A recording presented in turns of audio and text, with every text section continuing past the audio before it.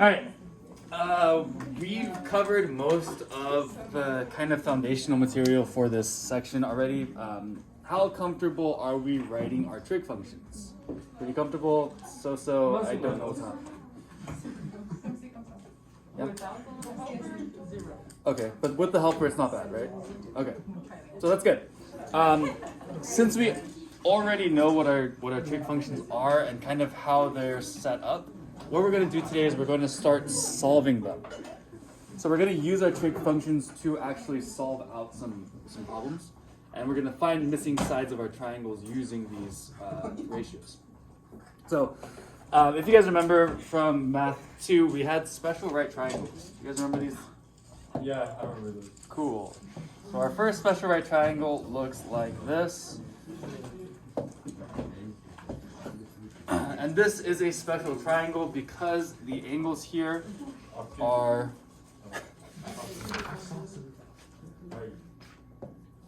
30, 60, and 90. So what we call this is a 30, 60, 90 triangle. Very original. Very original. So we have a 30, 60, 90 triangle, and we also have what's called a 0.56. this one is called a 45, 45, 90 triangle for obvious reasons. Cool? Wait, Mr. Shaw, I thought we were just doing right triangles. These are right triangles.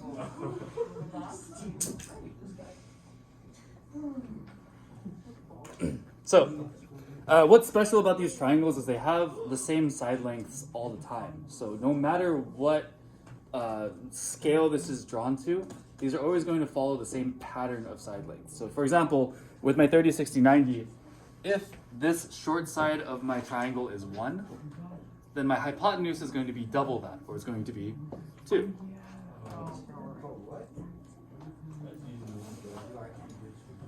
And the longer side of my triangle is going to be square root 3. So if I were to, let's say, up the scale of this triangle, so let's say that this smaller length here is 5, then this would be 10, and this would be 5 square root 3. Does that make sense? Yes. So it kind of follows this pattern every single time.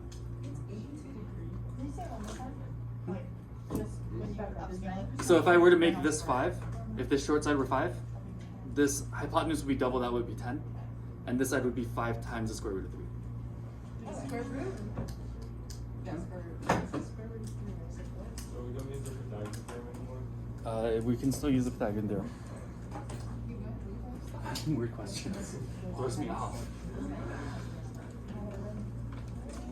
What's special about my 45, 45, 90 triangle is if these sides are 1, these sides are going to be the same measure because my angles are the same measure.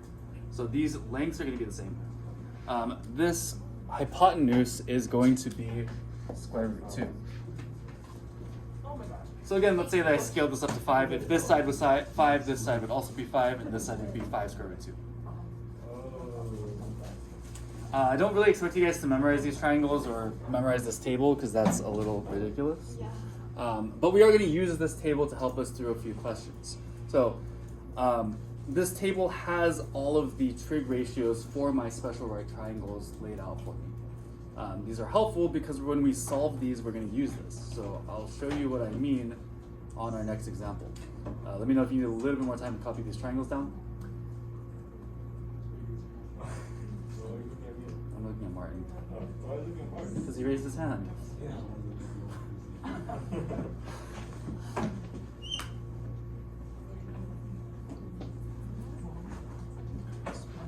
All right. So take a look at example 3. We want to find the value of x for the right triangle. So this length here is missing, and we want to know what is the length of this side of my triangle. We can do this using our trig functions. We're given this angle right here.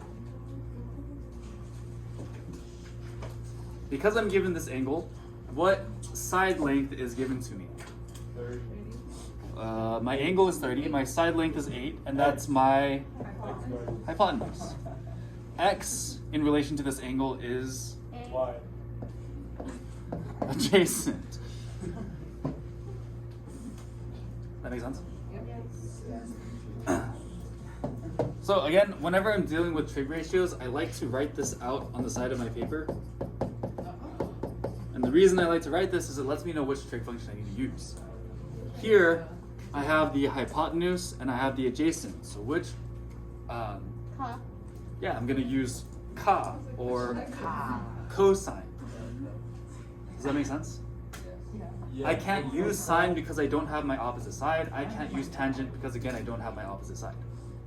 So I'm going to use cosine and I'm going to create this kind of ratio.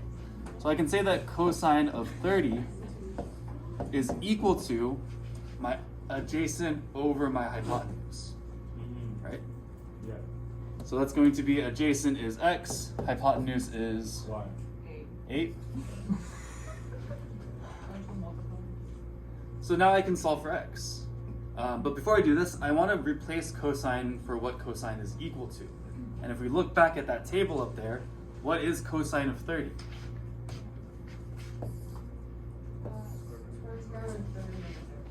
Square root 3 over 2.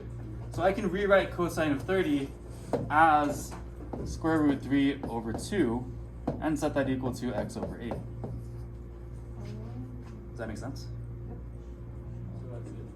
And now I can solve this by multiplying 8 on both sides of the equation.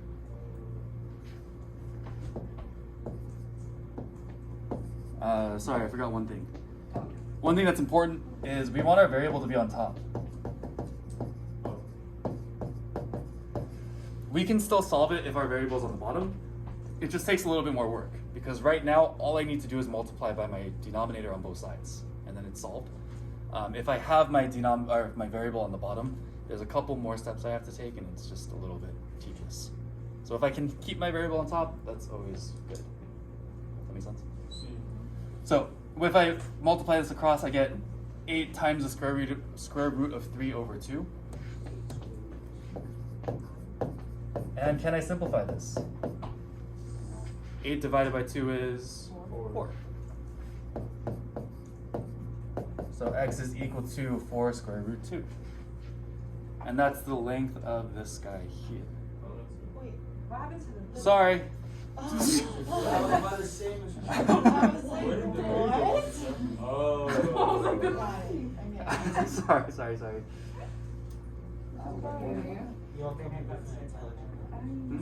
Good thing it's not being recorded. Does that make sense? Okay. This second question is identical to the first one, so I think it's a little bit redundant, yes? We can keep it like that. So let's just do part C instead. Yeah? Because this one is How about we do part B on our own? part B is literally the same thing, and I think you guys kind of understand what's happening here, right? What about you write a summary? So let's do part C. Try to do part C on your own. And then we'll go through part C together in just a minute. Yes.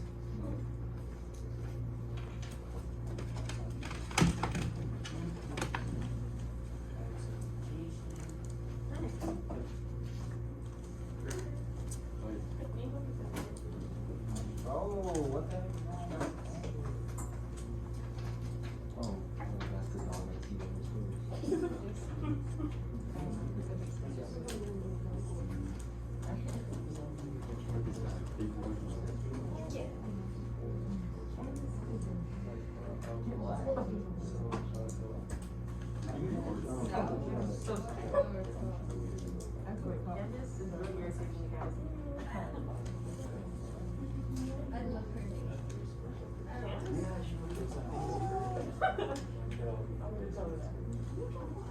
Are we looking for the cosine or cosine?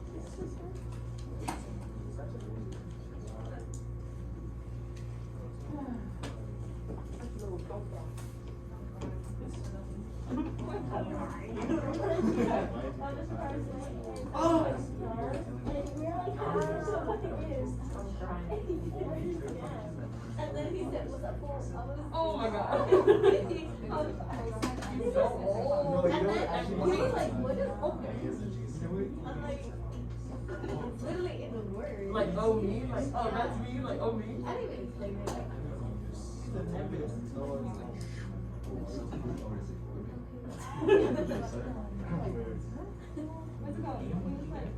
I'm almost done. I got x equals 3 square root of 2. Nice. Yeah, today's class is fun because you He's not gonna go first. Let's do real world. Is that how you spell it? Here we go.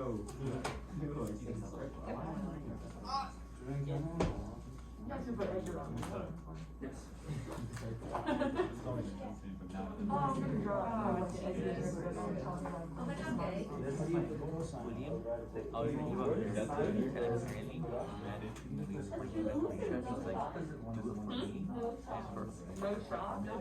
Oh yeah, and he's like, wait, whose memories are these? Who said that?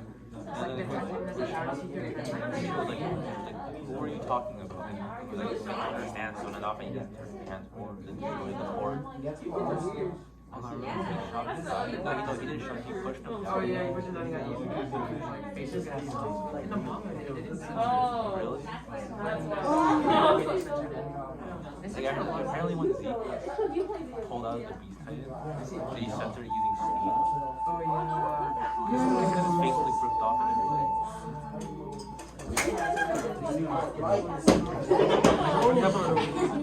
When we were fighting Rita, apparently I think they sent her colors or something.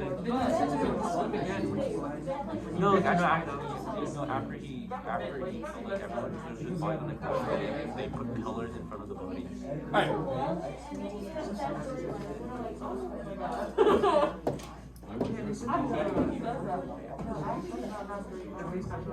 Which sides are given to me? Adjacent and hypotenuse. So which function am I going to use again? Ka. Still ka, right? So we're still using cosine.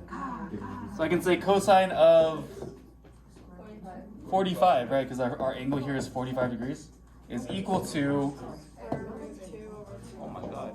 Oh wait, oh, I'm sorry. Yeah. What did you just Cosine of 45 we have on our table. Cosine of 45 is. No, like, he was working for Yuri, that's why. I can multiply both sides by 6. I'm going to do 2 steps at once, so hopefully that's okay. If I simplify this, I get. The guy? Or the girl? Oh, gotcha. Ian and Not bad. He got marked. Questions on this? What was the girl's name? We're good?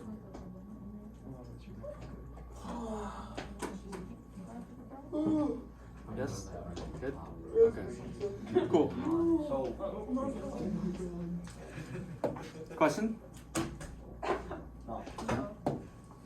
Alright, moving on to example 4. I think I only have time to cover this example. Let's see. When it says to solve the triangle, what it means by solve is it wants us to find every side plus every angle. So they want us to find every side and every angle of this triangle. Luckily, there's enough information given to me where I can find every side and every angle. Cool. So take a look at this triangle here. They want us to find the measure of angle A, angle B, and angle C. They also want us to find the side lengths of A, B, and C.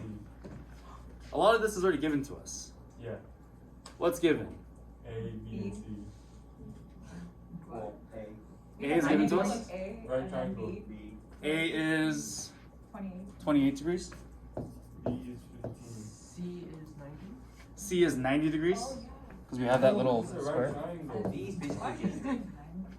Remember that these little red squares mean it's 90-degree angle. and lowercase b is 15. So using this information, we can figure out what the rest of our triangle is. We know that triangles add up to how many degrees? 180. 180 degrees. So if this is equal to 180 degrees and two of my sides are 28 and 90, how do I figure out this last one? 28 and 90 and then subtract by 1. Yeah, we can subtract, yeah? 62. 62. Do I need to explain this? Yeah. Yes? I have 180 is my total, subtract 90, subtract 28, and that will give me my missing piece here. There's an 8th grade, Patricia. Like 7th grade. Cool? Now we need to find our side lengths. Finding our side lengths is a little bit more involved because we have to use our trig functions. Oh, yeah. We only have one side length here, so we can't use the Pythagorean theorem because there's too many variables. So what we can do is look at this side length compared to our angle. Compared to angle 28, 15 is The adjacent. A is going to be the opposite, and C is going to be my hypotenuse. I want to solve for the hypotenuse first because I want to show you guys something, but you can really choose whichever one you want to solve for. It doesn't really matter. Because we have so much information given to us, we can have some freedom to do this how we like. And there's a lot of ways to solve a triangle, so don't think that this is the only way. But starting with this, if I have my adjacent side and I have my hypotenuse of SOHCAHTOA, which one am I going to use?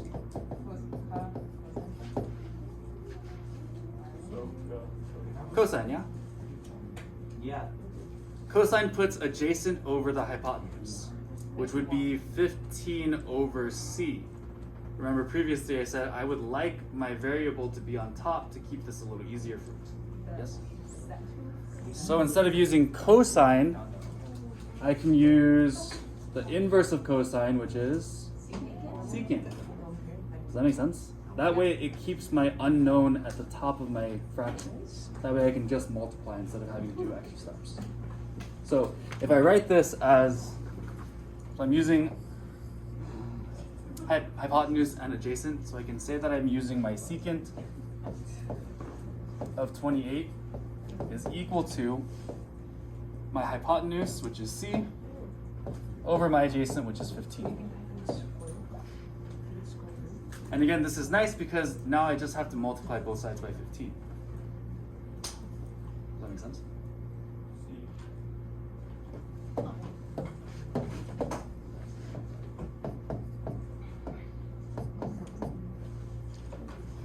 Unfortunately, our Desmos calculator doesn't have secant as one of the buttons. So, yes. What does it say? Set 28 to the what? That's just a degree. Oh. Angles. So, because secant doesn't exist in our calculator, if you remember way back at the top of your notes, we wrote secant is equal to 1 over c. 1 over cosine, right? It's the inverse of cosine. So we have to 1 do over all this cos. work just for one letter. I'm kind of over explaining, so like once you start doing the questions, it goes by a lot faster. So it's Like- cos 28 times 50. So it's going to be 15 times 1 over the cosine of 28.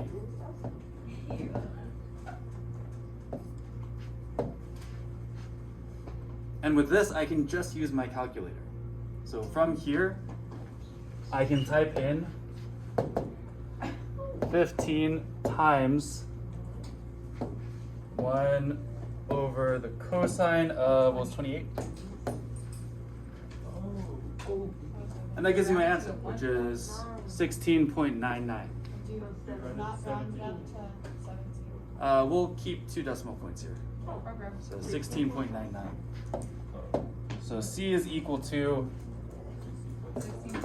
16.99.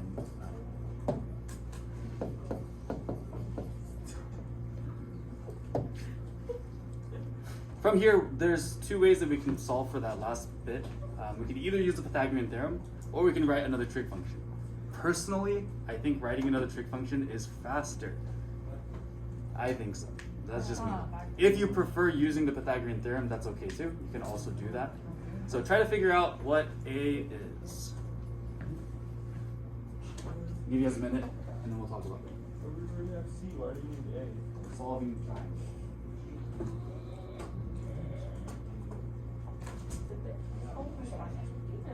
So we want to do if I use cosine, I have adjacent.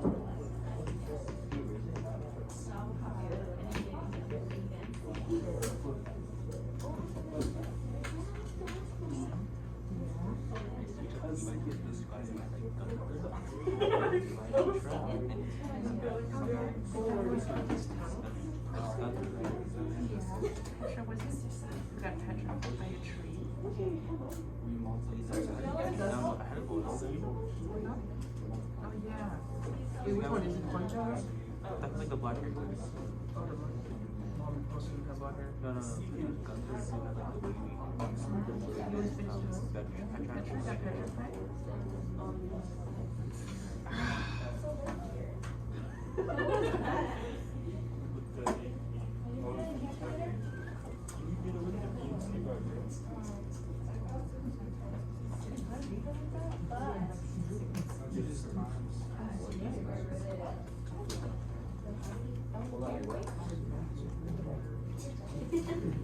Oh, wait, never mind. Oh. You want to spike it? Rachel, did you get 8? Give me a second. I'm doing something. Adjacent to 10. Adjacent and the opposite. What'd you get? Oh, for A? Yeah. Oh, I didn't even do it yet. Oh, yeah, never mind. So whenever adjacent, that's touching, so you have the opposite. What you got? C? Opposite side. Yeah. What's the hypotenuse? What did you just do?